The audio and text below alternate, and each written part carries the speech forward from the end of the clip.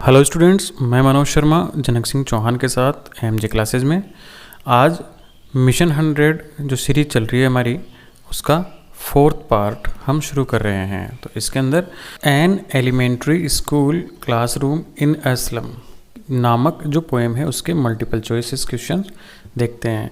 इससे पहले वाली पोएम माय मदर 866 का हम पहले वाले वीडियो में देख चुके हैं। तो देखते हैं क्वेश्चन नंबर 1 इसका, identify the literary device in slums as big as dome. तो यहाँ पर लिटरेरी डिवाइस पूछ रहा है। लिटरेरी डिवाइस से तात्पर्य सीधा सा है कि इसमें कौन सा अलंकार प्रयुक्त हुआ है।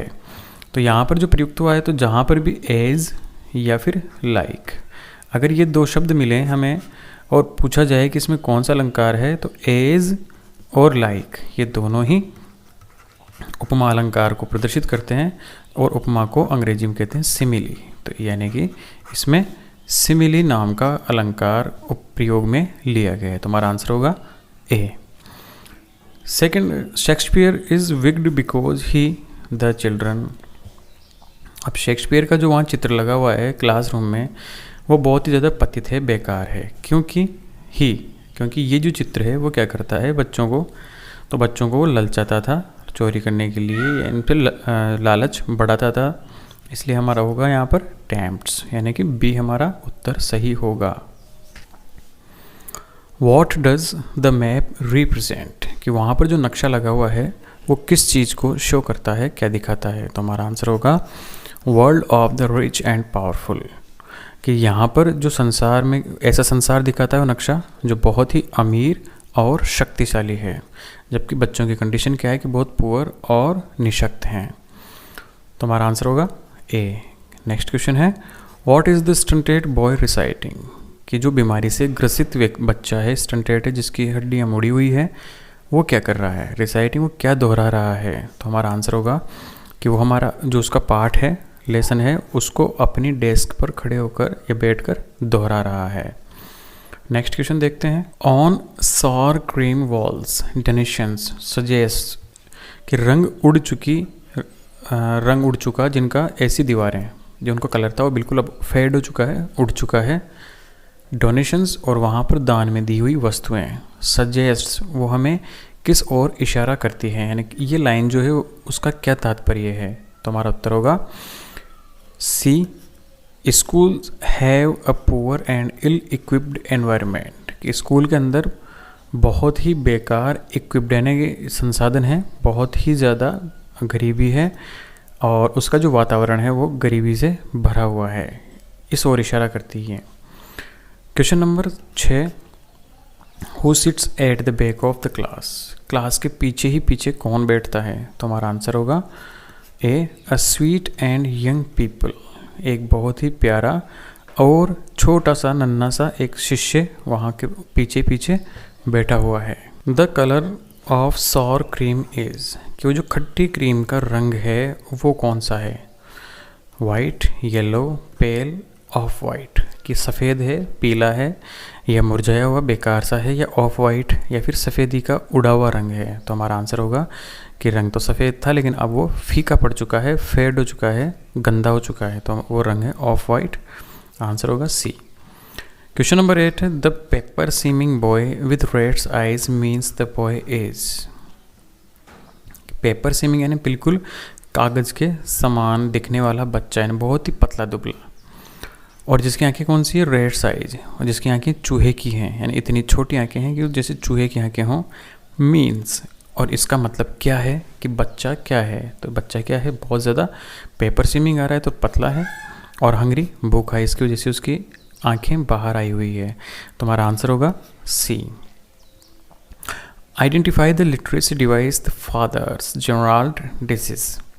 तो यहाँ पर क्या है, एक अलंकार का प्रयोग हुआ है और वो अलंकार कौन सा है, वो हमें इनमें से चारों में से देखना होगा। तो यहाँ पर जो अलंकार हुआ है वो है मेटाफर। अब मेटाफर क्यों है, तो मेटाफर कहाँ पर यूज़ होता है कि जब किसी की समानता डायरेक्ट कर दी जाए, यानी जैसे शब्द और की तरह शब्द प्रयोग में न लेकर सीधा कह दिया जाए। जैसे कि हम हिंदी में देखें, वह गधा है, अगर वह गधा है इसका मतलब यहाँ पर मेटाफर है। लेकिन अगर हम कहें कि वह गधे जैसा है तो फिर वो सिमिली हो जाएगी। तो यहाँ पर क्या कहा गया कि पिता की गांठदार बीमारी, उस बच्चे को डायरेक्ट कह दिया गया है कि वो बच्चा क्या है, उसके पिता की गांठदार बीमारी है, तो डायरेक्ट ही उसको बोल दिया गया है, इसलिए यहाँ पर मेटाफर है। अगर यहाँ कहा जाता कि अपने पिता के जैसी बीमारी उसके है तो फिर वो सिमिली होती। तो ये अंतर है दोनों में, तो यहाँ पर हमारा आंसर होगा मेटाफर। नेक्स्ट देखते हैं। नेक्स्ट क्वेश्चन है identify the literary device in rates eyes. Again वही लिटरेरी डिवाइस यानी कि अलंकार का हमें पता लगाना है कौन सा अलंकार है, और यहाँ पर भी डायरेक्ट कहा है चूहे की आँखें, चूहे की जैसी आँखें नहीं हैं, चूहे की आँखें, इट मीन्स यहाँ पर भी मेटाफर हो जाएगा, तो हमारा आंसर होगा बी। नेक्स्ट 11th है identify the literary device in like rootless weeds, यहाँ रूटलेस नहीं है रूटलेस है, टी आएगा। अब यहाँ पर वर्ड आ गया लाइक यानी की तरह, तो हमारा की तरह आते क्या बन जाएगा वो सिमिली, तो यहाँ पर उपमा अलंकार का प्रयोग किया गया है। What does gusty waves imply, तो यहाँ पर लहरदार, गस्टी का मतलब आगे बढ़ती हुई और वेव यानी लहरें, जब लहरें घुमावदार होकर आगे बढ़ना, ये चीज़ क्या प्रदर्शित करती है, तो यहाँ पर ये प्रदर्शित करती है एनर्जेटिक चिल्ड्रन, यानी कि जब लहर में ताकत होती है, एनर्जी होती है, तब वो आगे बढ़ती है। तो यहाँ पर इससे इसकी तुलना की गई है इन बच्चों की, तो ये बच्चे कौन से हैं, ऊर्जा भरे हुए बच्चों से इस चीज़ की तुलना की गई, तो हमें सूचित करता है, इम्प्लाई ने सूचित करता है, क्या दर्शाता है, तो ये जो शब्द है गस्टी वेव्स हमें दर्शाता है कि वहाँ पर जो बच्चे हैं उनमें ऊर्जा बहुत है, लेकिन उनको उचित प्रदर्शन करने के लिए मौका नहीं मिल रहा। नेक्स्ट क्वेश्चन है what does the expression break o break open suggest, कि यहाँ पर एक लाइन आई है, ब्रेक यानी तोड़ो, ओ तोड़ दो, उन सबको खोल दो, इस शब्दों का या इस लाइन का मतलब क्या है, तो हमारा आंसर होगा सी, क्योंकि इसके अंदर कहा जा रहा है कि हमें उन सभी नियम कायदे कानूनों को तोड़ना चाहिए जो बच्चों की उन्नति में बाधक बनते हों। तो हमारे लिखा हुआ है बैरियर्स यानी बाधाएं ऑफ डर्टी एनवायरनमेंट, उस गंदे वातावरण की मस्ट बी ब्रोकन, उनको तोड़ दिया जाना चाहिए, तो उन सभी नियम को तोड़ देना चाहिए जो इनकी उन्नति में बाधक होते हों, तो हमारा आंसर हो जाएगा सी। नेक्स्ट क्वेश्चन है what does the poet show through expressions so blot their maps with slums as big as dome, तो यहाँ पर कवि क्या कहता है कि अच्छा अगर ये सब नहीं होता है तो ब्लॉट देयर मैप्स, उन नक्शों को ही फाड़ दो, यानी उन चित्रों को फाड़ दो जिसके अंदर क्या हो, स्लम्स, कच्ची बस्तियाँ हों, गरीबी हो, और कैसे फाड़ो, एज बिग एज डूम, यानी इतने बड़े स्तर पर जैसे कि कोई डूम, डूम यानी आखिरत का दिन, लास्ट डे, वो दिन जब पूरी दुनिया ख़त्म हो जाएगी। तो जिस तरह पूरी दुनिया ख़त्म हो जाएगी तो पूरी दुनिया ख़त्म होगी तो सभी लोग मारे जाएंगे। तो कवि कहता है कि इसी भांति जितने भी गरीब लोग हैं, जितने भी गंदे लोग हैं, जितने भी बीमारियों से पीड़ित लोग हैं या जो स्लम्स में रहते हैं उनको एक साथ ही मार दो, ताकि ये जो नक्शे हैं अमीरों के उनमें से गंदी बस्तियाँ तुरंत गायब हो जाए, ऐसा कवि कहता है। तो ऐसा क्यों कहता है वो, तो हमारा आंसर होगा डी, क्योंकि poets protest against social injustice and inequalities, क्योंकि जो कवि है वो विरोध करता है इस पोएम के अंदर सामाजिक इनजस्टिस यानी सामाजिक अन्याय और इनइक्वलिटीज़ और सामाजिक असमानता के खिलाफ वो अपनी आवाज़ को बुलंद करता है। Mention any two images used to explain the plight of the slum children, कि वो दो जो इमेजेस है वो बताइए, दो चित्र बताओ इस कविता में से जो प्रयोग में लिए गए हैं एक्सप्लेन यानी बताने के लिए, टू प्लाइट, द प्लाइट का मतलब दुर्दशा यानी बच्चों की जो दुर्दशा है उसको बताने के लिए कौन से इमेजेस का प्रयोग किया गया है, स्लम चिल्ड्रन यानी कच्ची बस्ती के बच्चों के लिए। तो हमारा जो आंसर होगा वो होगा डी, वहाँ पर है फोगी स्लम्स यानी धुंध भरी या अंधेरे भरी स्लम्स कोठरियाँ and bottle bits on stones, या फिर पत्थरों के ऊपर जो बोतलें हैं उनको तोड़कर जो स्टोन्स बनाए गए हैं, टुकड़े किए गए हैं बोतलों के, उनको वो बच्चे जो हैं अपने फ्रेम के अंदर या अपने जो चश्मे के फ्रेम के अंदर फिट करके देखते हैं। तो ये दोनों ही चीज़ें ऐसी है जो गरीबी को शो करती है। तो हमारा आंसर होगा डी। 16 है what attracts the slum children, वो क्या चीज़ है जो स्लम चिल्ड्रन इन कच्ची बस्तियों के बच्चों को अट्रैक्ट करती है, आकर्षित करती है। तो हमारा आंसर होगा D, all beautiful things like ship sun, कि जितनी भी वहाँ पर चित्र लगे हुए हैं, जितनी भी सुंदर चीज़ों की जो वस्तुओं के चित्र हैं वो सभी चीज़ें उनको आकर्षित करती है। नेक्स्ट क्वेश्चन देखते हैं। नेक्स्ट क्वेश्चन आया है कि in what sense are the slum children different, किस संदर्भ में जो स्लम चिल्ड्रन हैं वो सबसे अलग हैं। तो हमारा आंसर होगा डी, वो सबसे अलग इसलिए हैं because of no access to hope, क्योंकि उनके पास न तो आशा है, एंड ओपननेस, और न उनके पास खुलापन है ऑफ द वर्ल्ड, इस संसार का खुलापन भी नहीं है और उनके पास कोई आशा भी नहीं है आगे बढ़ने की, इसलिए वो अन्य बच्चों से अलग हैं। नेक्स्ट क्वेश्चन है what does the expression open handed map show, कौन सा एक्सप्रेशन, कौन सा हाव भाव ये लाइन ओपन हैंडेड मैप यानी खुले हाथों वाला एक नक्शा क्या प्रदर्शित करता है। तो ये क्या चीज़ प्रदर्शित करता है, वो है हमारा उत्तर D, maps are drawn at the orders of the powerful people like Hitler, कि ये जो नक्शे हैं वो बनवाए गए हैं, ड्रॉन एंड खींचा गया है, इट मीन्स बनवाया गया है eight the orders of powerful people, ताकतवर लोगों के द्वारा ये नक्शे बनवाए गए हैं, लाइक हिटलर, जैसे कि हिटलर के समान। तो ये जो लोग थे ताकतवर लोग, इन्होंने स्लम्स एरिया को बिल्कुल अवॉइड किया है और सिर्फ नक्शों के अंदर अच्छी अच्छी चीज़ों को ही मेंशन किया है। What is the stunted boy reciting, वो जो अविकसित बच्चा है जिसका विकास पूर्ण रूप से नहीं हुआ है, वो बच्चा क्या कर रहा है क्लास में। तो हमारा आंसर होगा कि वो बच्चा अपनी डेस्क, अपनी टेबल से क्या कर रहा है, एक लेसन सुना रहा है।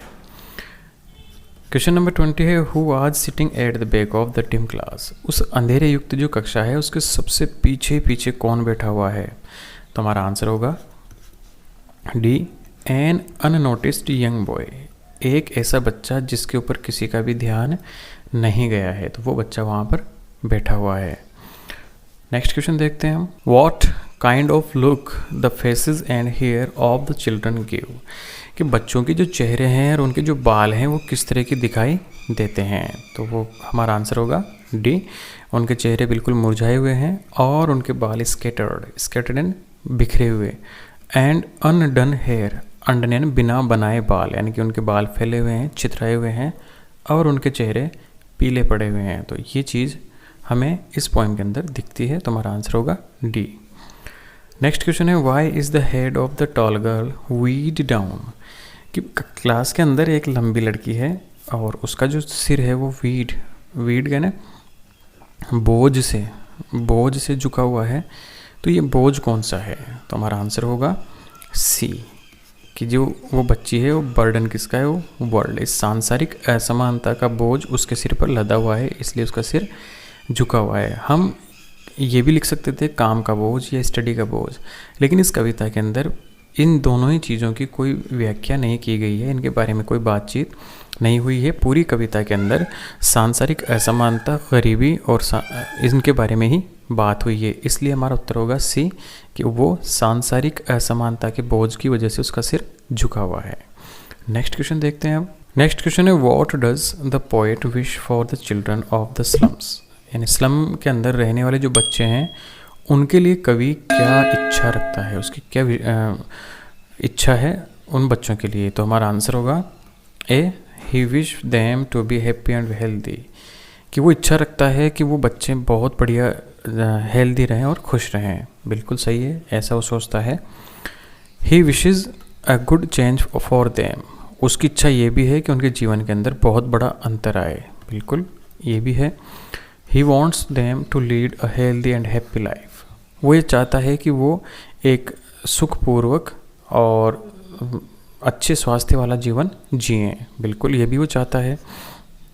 तो हमारा आंसर जो है वो हो जाएगा डी, ऑल ऑफ दीज, कि वो सभी प्रकार की ये जो ऊपर बातें कही गई है वो सारी सारी चीज़ें ऐसा चाहता है। तो हमारा आंसर होगा डी। क्वेश्चन नंबर चॉइस है व्हाट डू कैटाकॉम्स सिग्निफाई, कि यहाँ पर जो वर्ड है कैटाकॉम्स ये किस चीज़ को प्रदर्शित करता है। तो कैटाकॉम्स का मतलब होता है ऐसी जगह जहाँ जिनके तहखानों में लाशें रखी जाती है और उसके ऊपर फूल रखे जाते हैं।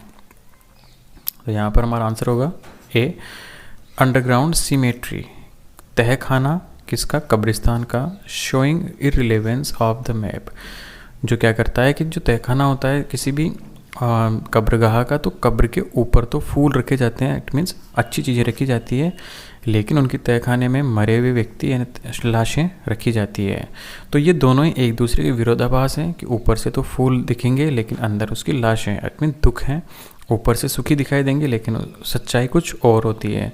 तो बिल्कुल इसी भांति क्या है कि ये जो नक्शे बने हुए हैं, वो चित्र बने हुए हैं क्लासरूम के अंदर, वो हैं कि उन चित्रों के अंदर तो बहुत ही सुंदर चीज़ें दिखाई गई है, अमीरी को दिखाया गया है, लेकिन उनके नीचे दबी हुई लाशें यानी कि दुखों को नहीं दिखाया गया है। तो ये चीज़ क्लासरूम के अंदर है और यही चीज़, ये जो सिमेट्री, ये कैटाकॉम्स को प्रदर्शित करती है। तुम्हारा आंसर होगा ए। नेक्स्ट क्वेश्चन देखते हैं 25th। What do the faces of children in the slum areas reflect? कि स्लम एरिया के अंदर रहने वाले जो बच्चे हैं उनके चेहरे से क्या प्रतिबिंबित होता है, क्या चीज़ रिफ्लेक्ट होती है? तो हमारा आंसर होगा सैडनेस यानी दुख, एंड लैक ऑफ एंथुसियाज्म और उत्साह की कमी, ये दोनों चीज़ें उनके चेहरे से झलकती है। नेक्स्ट क्वेश्चन देखते हैं। What kind of life the children living in slums have? किस तरह का जीवन ये बच्चे जो हैं स्लम्स के अंदर जीते हैं? तो हमारा जो आंसर होगा कि इनका जीवन कैसा होता है? होपलेस, दिशाहीन, आशाहीन एंड फुल ऑफ स्ट्रगल, और संघर्षों से भरा हुआ जीवन ये जीते हैं। Next, what does the poet portray in the poem? कि जो पोइट है वो इस कविता के अंदर क्या प्रदर्शित करता है? तो यहाँ पर वो प्रदर्शित करता है डी द प्लाइट यानी दुर्दशा।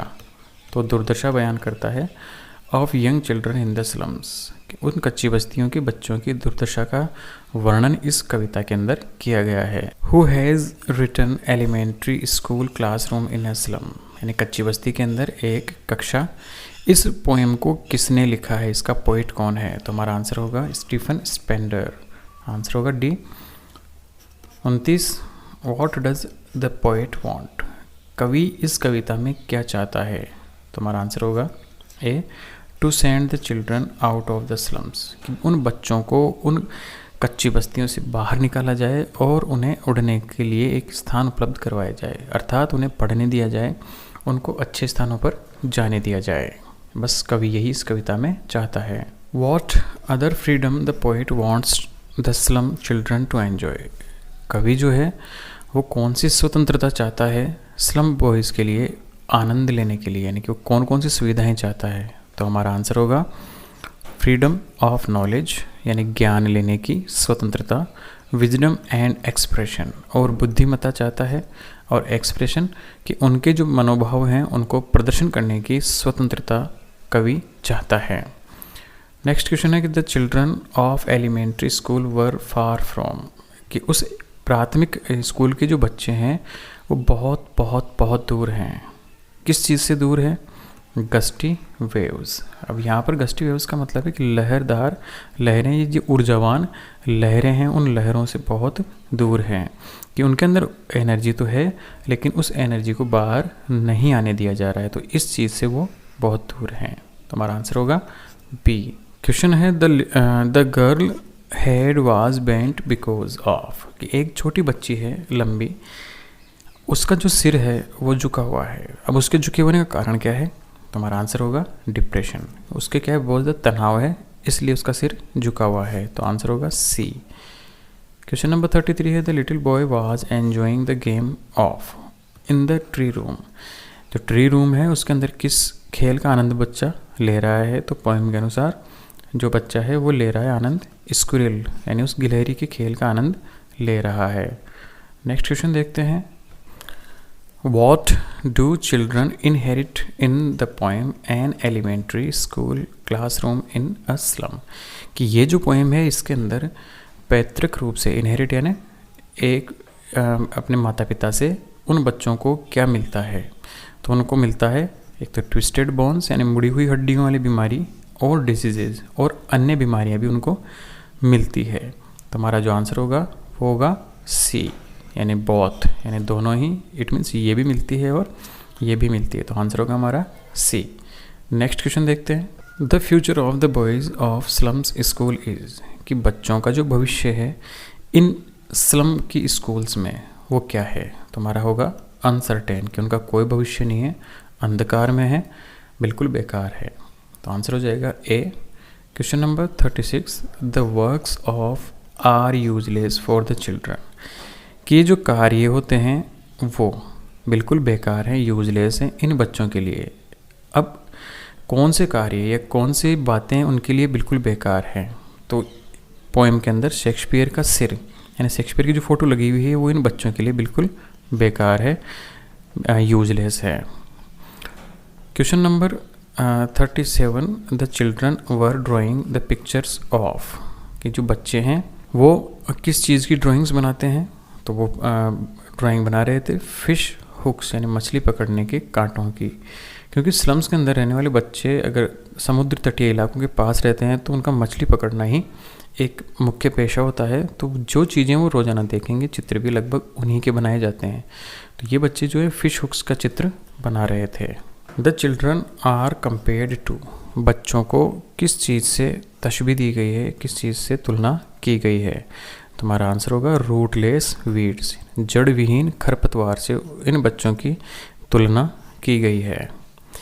नेक्स्ट है what kind of dream to the slum children have, यानी बच्चे जो हैं इन स्लम्स के किस तरह का सपना देखा करते हैं? तो उनके भी सपने हैं A to move out in the open, कि काश वो भी बाहर निकलें और खुले के अंदर अपना आनंद ले। तो ये उनकी इच्छाएं हैं। नेक्स्ट क्वेश्चन है the slum children live in a street, कि जो स्लम के बच्चे हैं वो रहते हैं कौन सी स्ट्रीट में? स्ट्रीट यानी गलियों में। किस प्रकार की गलियां हैं उनकी? बी नैरो, नैरो यानी बहुत ही संकरी गलियां हैं। इस प्रकार से ये लेसन ख़त्म होता है। अब नेक्स्ट जो 2 पोएम्स हैं वो हम नेक्स्ट वीडियो में देखते हैं। इस वीडियो में बस इतना ही। तो इस वीडियो के बारे में अपने कमेंट्स कमेंट बॉक्स में लिखें। जय हिंद, जय भारत।